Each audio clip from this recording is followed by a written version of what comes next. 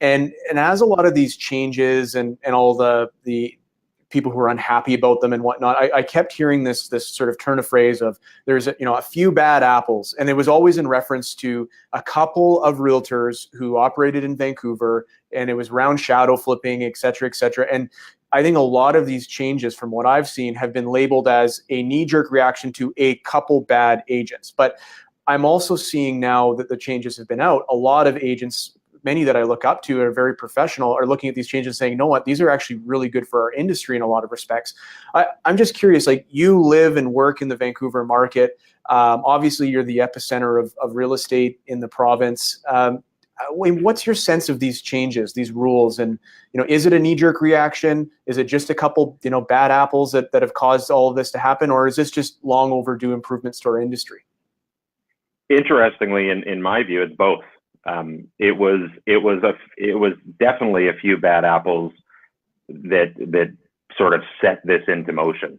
As you mentioned, there was the shadow flipping story that hit the Globe and Mail in 2016, which kind of started this fever pitch and really put pressure on the government to look at and eventually make changes to the industry. So it was definitely a bad apple situation that was the genesis of it all.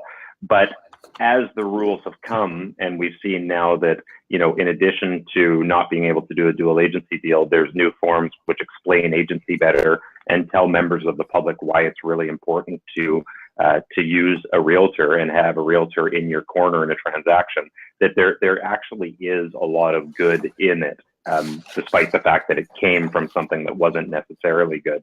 Lots of agents all over the place, but my agents included, are having some struggles with some of the minutia, some of the stuff about exactly when forms are required, and quite frankly, all the anxiety is around all of this is because we've got a bunch of really, really good agents, not just in my office, all over the province, that wants to do their job right. They want to understand the rules and they want to obey the rules, and we've hit June 15th with a fundamental shift in kind of the way that things are done.